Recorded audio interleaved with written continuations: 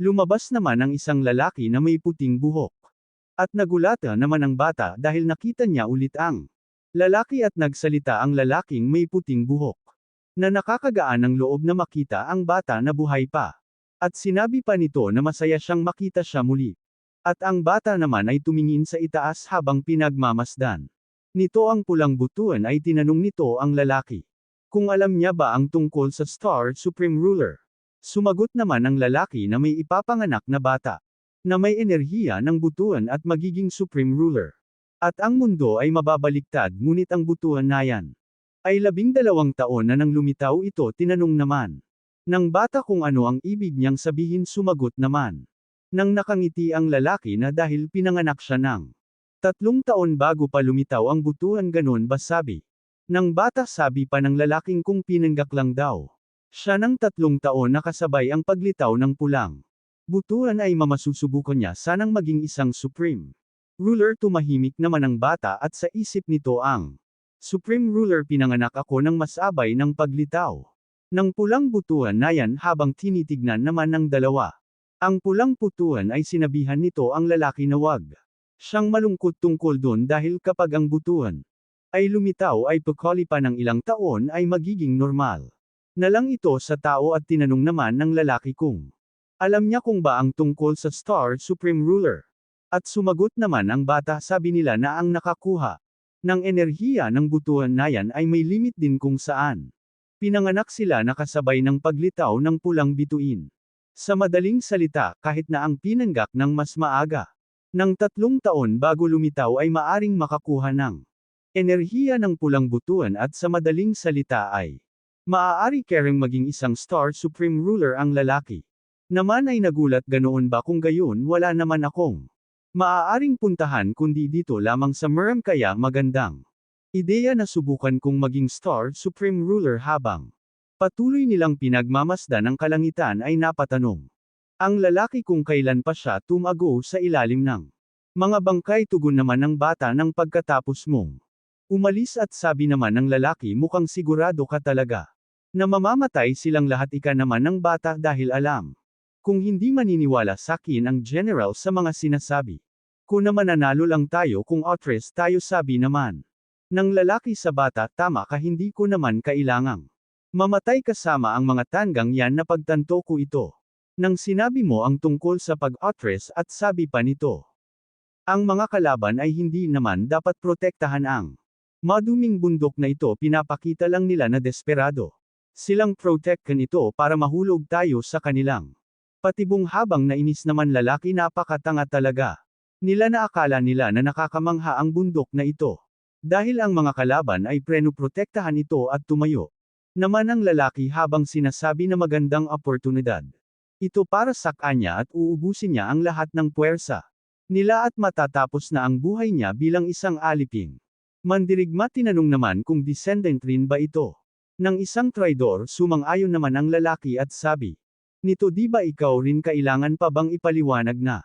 Kung bakit tayo nilang puwersa na maging aliping? Mandirigma tinanong naman ng lalaki kung gusto niyang sumama sa kanya umiling naman ang bata tinanong ng lalaki. Na bakit sumagot naman ang bata hindi naman sa ayaw. May kailangan kasi akong protektahan na 2 tao. Ang inaw ko ay may sakit at ang kapatid ko namang babae. Ay mas malala ang sakit nito sabi ng lalaki na maganda. Na may babalikan siyang pamilya habang tinitignan nito.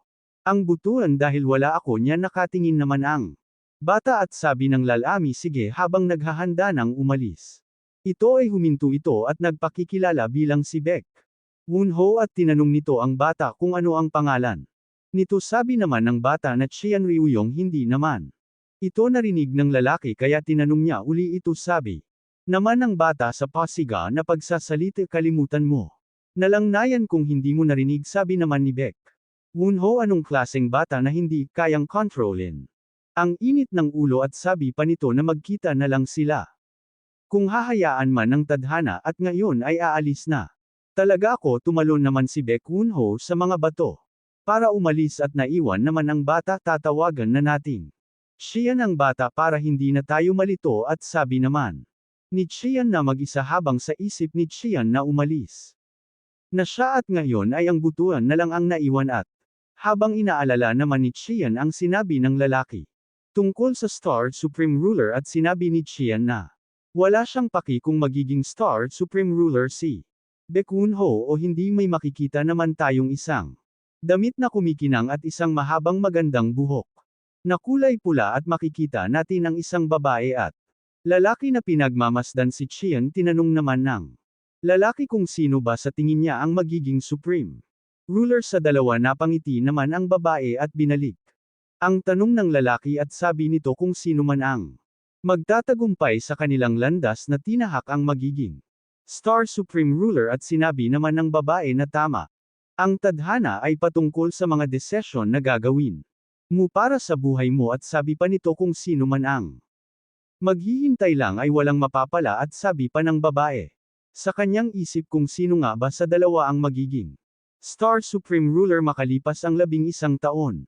Kung saan ay panahon ng taglagas at ang Merem Alliance ay nagkaroon pa ng mas malakas na puwersa at ang mga puwersa ng mga kalaban ay natalo at sa maikling panahon lang ang Merem Alliance ay ginawang sentro ang The Dark Heaven Troop bilang kanilang base at nagkaroon ng labanan para sa kung sino ang mamamono at sa isang magandang tanawin ay may makikita tayong bandera. Ang escort establishment ay ang tumutulong at sama-sama para sa mga tao at mga ngalakal. Ang trabong ginawa nila ay legal at makikita natin na nahinto ang kanilang paglalakbay hanbang may sinisigawan ng isang lalaki na hindi nila pwedeng gawin yun at nagsalita naman ang lalaki sa likod ni Qian. Siya na naman ang bastardo.